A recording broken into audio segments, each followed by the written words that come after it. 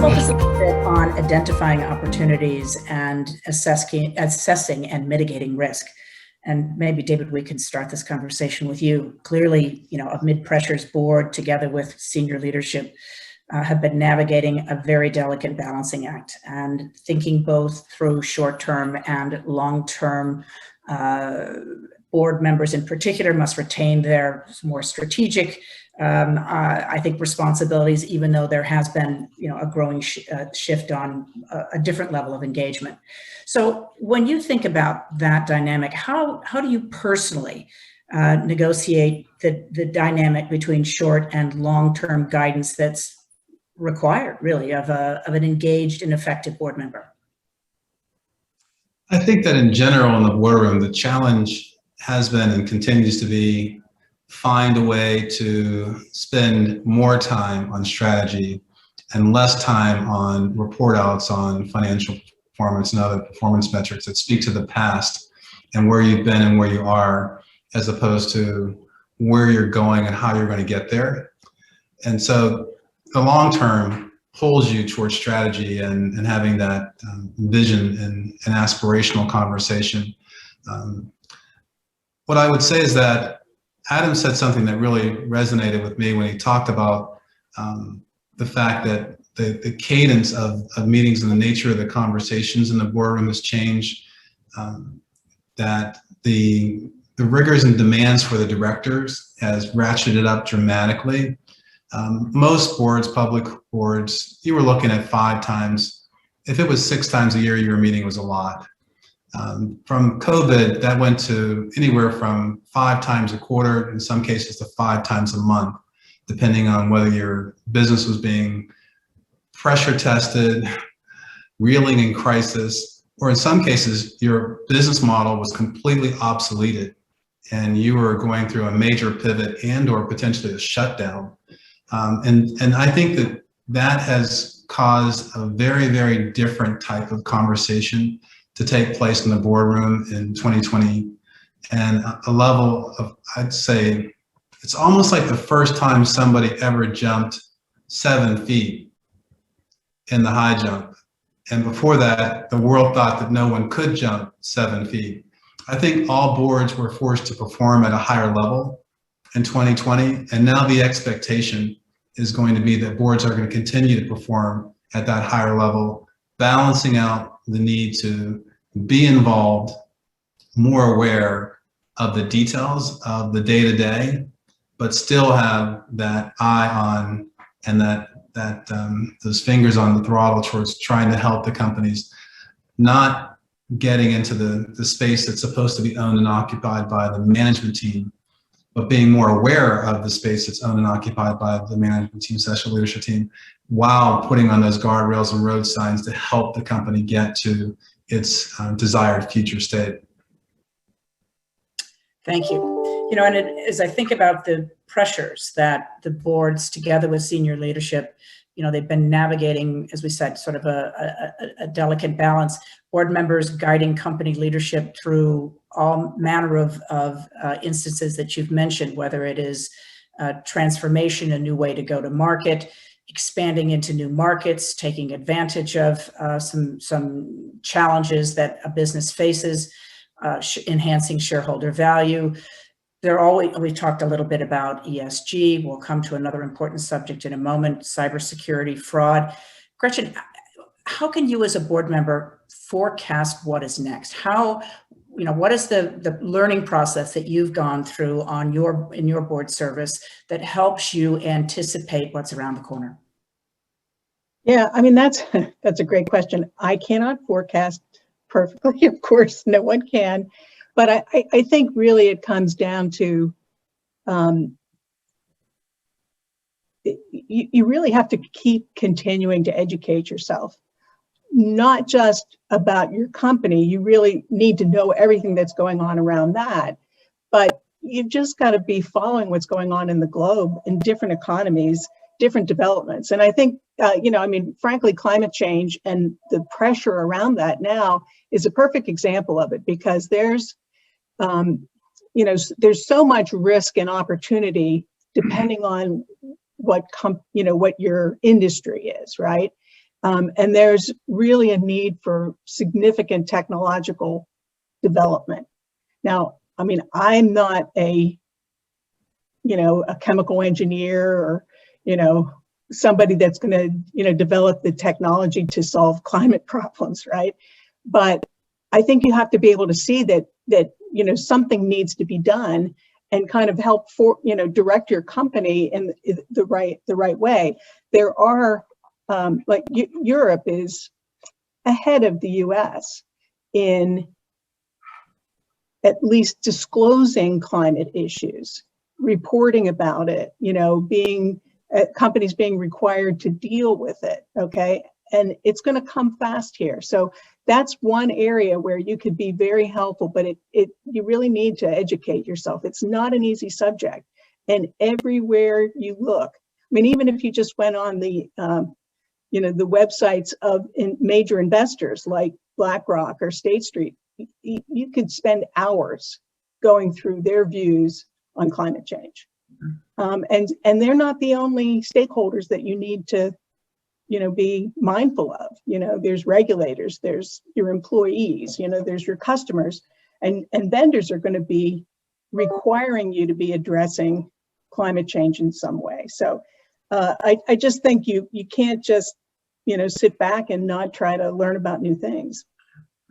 And I guess the other thing I would say, David, I thought had a good way of putting it, and, Pat's observations were very good about how board members have really had to be much more engaged on a more frequent basis. And so I just think you have to get your head around that you can't wait to the next board meeting to, if you have an important observation, you should make it in between meetings. And I think one of the important points you're stressing is that it's a global education that may very well transcend the sectors in which your company currently operates. Exactly. Thank you. So Diane, Pat, is there any way that boards can help management, I'll use the phrase sort of crisis-proof their businesses, or at least mitigate, to the extent anyone can anticipate? As Gretchen said, you can't forecast, but hopefully you can to some degree anticipate. Have you had experiences where boards have been able to guide management looking around the corner and saying, we need to quickly address this crisis?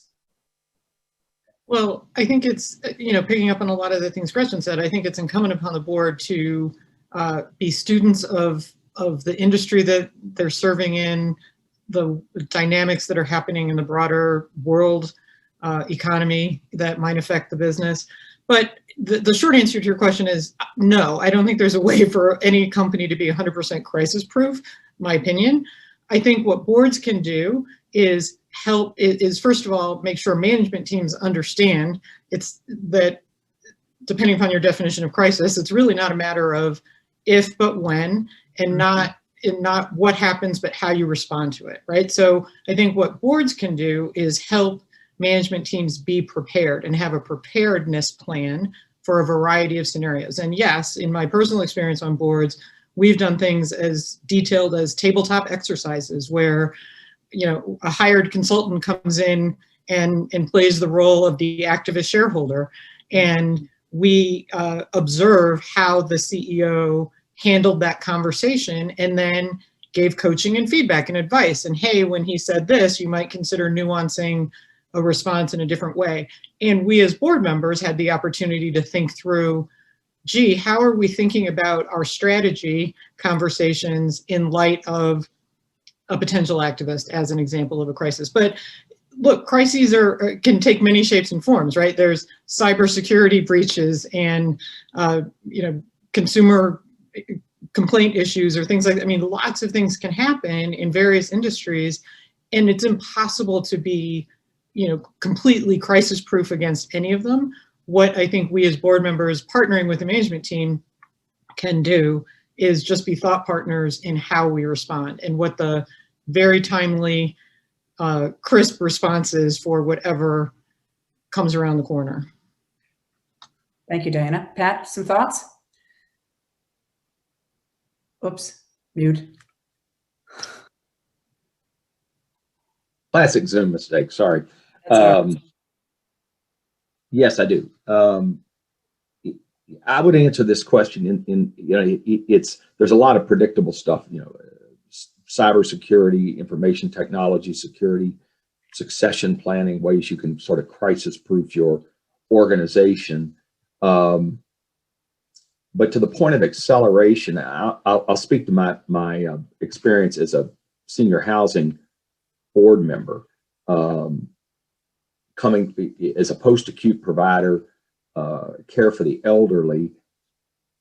I'm not sure anybody that would tell you in our industry that they saw what the potential effects of a pandemic would be on that business. I don't think they're probably telling you the truth. So that's an industry that really got hit in the side by a train coming down a track, and nobody ever really saw it. People have talked about it intellectually over the last, since swine flu and so a few of the other epidemics that we've tolerated, but nothing like COVID, where 45% of the deaths have occurred in long-term care facilities in this country and healthcare facilities. So we've had to learn how to rebuild a communication management strategy, a crisis management strategy, and honestly have to begin thinking about a new regulatory model, because one thing that's coming for sure through all this COVID will be altogether new regulatory models on how skilled nursing, assisted living, independent living, dementia care, how all of that operates. And so, and this is sort of a theme of this conversation today, but the granularity and almost the management type skills you've had to bring and frankly take on at the board level, because management is just overwhelmed, particularly in the healthcare space, a lot of times just with keeping doors open and finding staff and buying N95 masks and gloves and all of that stuff. But as a board member, thinking strategically, how am I going to help this industry survive and also operate in the new world, and also communicate with the policymakers about how we should be regulated? Because our industry, particularly the senior housing industry, has been kicked in the shorts in the public eye over the last year. We're getting ready. There'll be political hearings on all this stuff in Congress. Regulators are thinking about new ways to approach the industry. So it has taken an intensity, a time commitment, and a whole new way of thinking about what the industry is about. And that's just my experience with one industry that I have spent most of my livelihood in. And I'm sure it's affected lots of other businesses in other ways, but the intensity of it is what resonates with me. And so you're going to have to be ready to, we're going to get to the other side of this pandemic. I'm an optimist. I believe that. But I'm not sure, to Gretchen's point about thinking all the time and learning all the time about what's going on in the world, there's a whole sea change in regulatory models that people are going to have to figure out at the board level, how to live and how to fit their business into, and how to meet, that we've never had to do before. So that's, didn't mean to be so long-winded, but that's been my experience at it over the last 12 months. It's good insights. Thank you, Pat.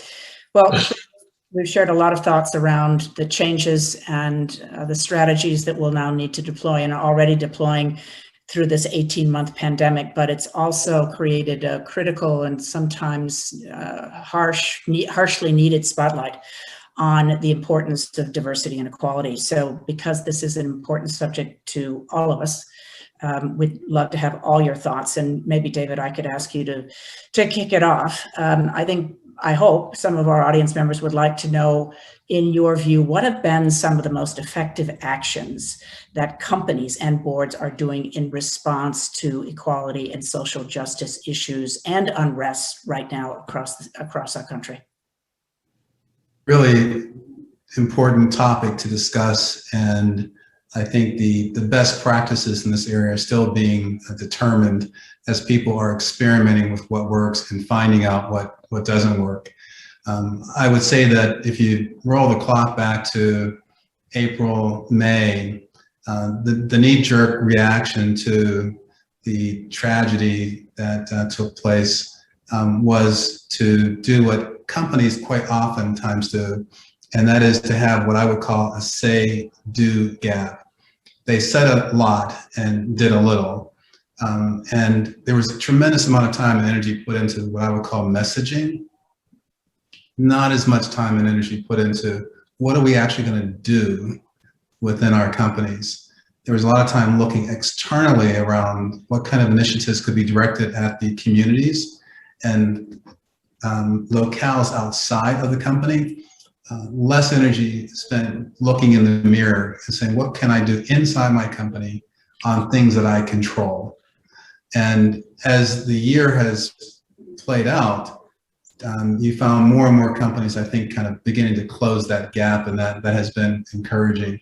In terms of what do I think that companies can do, what are the actions that are the most effective in responding to both the challenge of DE&I and the opportunity represented by DE&I, it is to understand where you are in your journey. And I think of them as basically 3 chapters in a very long story. And the first one is around awareness and education. And there are quite a few companies that are literally just beginning to get their arms around the fact that this is not a nice to have, it's a have to have.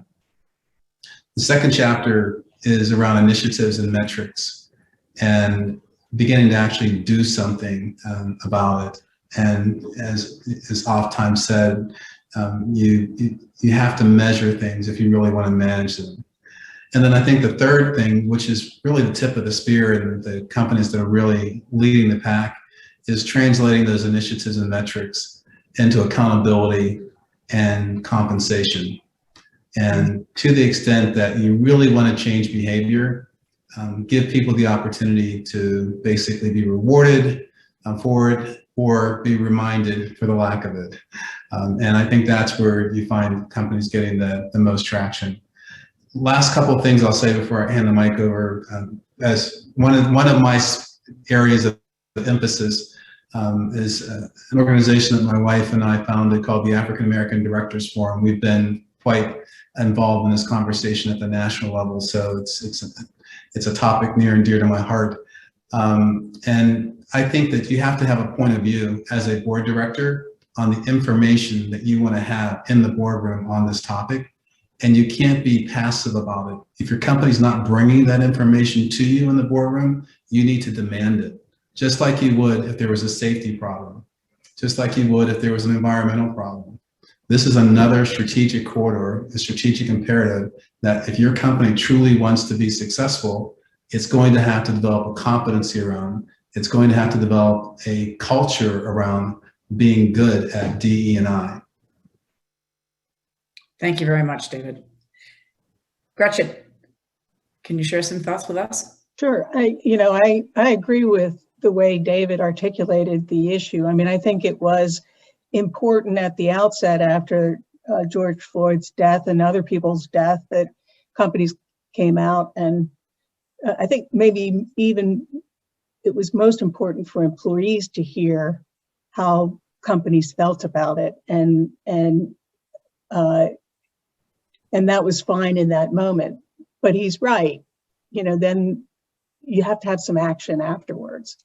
And so I will give you an example of what can be done. At Johnson Controls, just in January, when they issued their sustainability goals and commitments for the year, quite a number of which were related to climate change, but they had some very specific ones on the topic of diversity. And so one of them is that in the next 5 years, they commit to double the representation of women leaders globally and minority leaders in the US, because the numbers aren't measured globally. They're also launching an initiative to educate the next generation of diverse, sustainable building industry leaders in partnership with historically Black colleges and universities.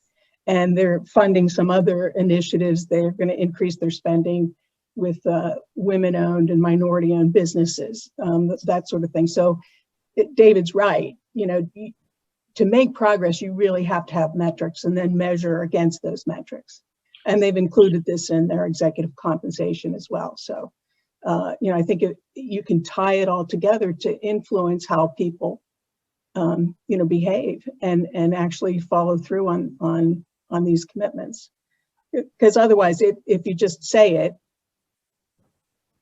and then, don't have anything to follow up, then you just don't make any progress. So it's really a combination of accountability, action, performance, and, if you will, reward for all of the above. Right. Diana, what do you think? It's hard to build on the great comments that David and Gretchen have already shared, which I agree with wholeheartedly. I'll just add the following, that I think this topic, it is of the utmost importance, and every boardroom that I've been in, whether it's nonprofit or the for-profit boards, have had these conversations, especially over the past 18 months when there was so much social justice, so many social justice issues on people's minds. And what I saw in terms of what was successful, or what did I think were really impactful actions that particularly one company took, was to have engagement surveys with their team members, employees throughout the organization, actually have a facilitator come in small groups talk about some of these issues, and then help train managers to have small group conversations with their teams.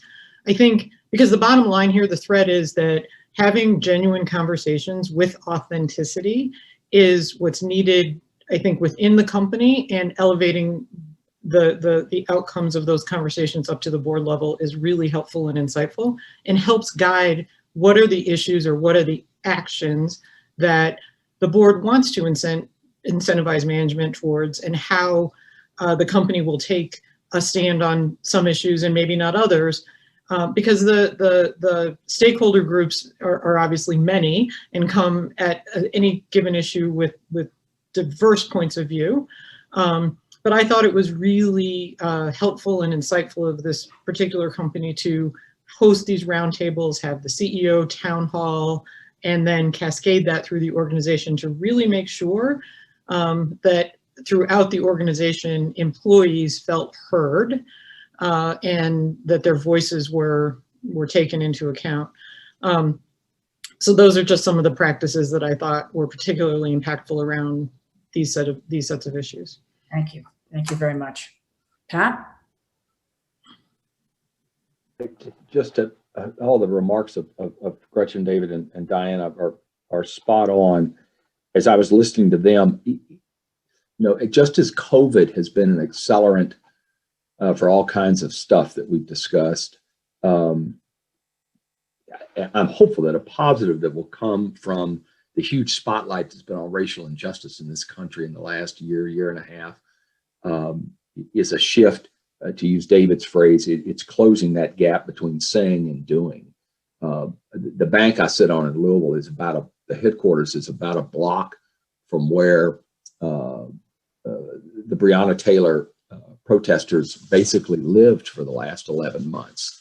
And we're the largest bank in town. There's some big out-of-town banks, but we're the largest Kentucky-based bank in the city, and have a huge presence in the city, and have a great track record going back 30, 40 years of community engagement. But it's caused us at the board level, we spent a lot of time in the last year trying to take our group of leaders and honestly to become intentional about it, and not just cheerleaders about some of these issues. And I'm just speaking for myself. I have found myself empathetic and sympathetic with issues in the past, but I failed to be intentional when I needed to be intentional. And I'm really proud of our CEO in terms of elevating the issue both upstream to the community, that is making more visible our product offerings and trying to attack areas of our local economy that we haven't paid perhaps as much attention to as we need to, and then to be intentional downstream in terms of how we structure our organization, some of the points Diana was talking about, training, educating, awareness. So it's been a real learning experience for me. And it's brought just the accelerant that, whether it was George Floyd in Minneapolis or Breonna Taylor in my hometown, or wherever the tragedy occurred, it has raised a level of conversation at the board level and forced us to be not just talkers, but doers, and to actually take steps to make a difference on some of these things.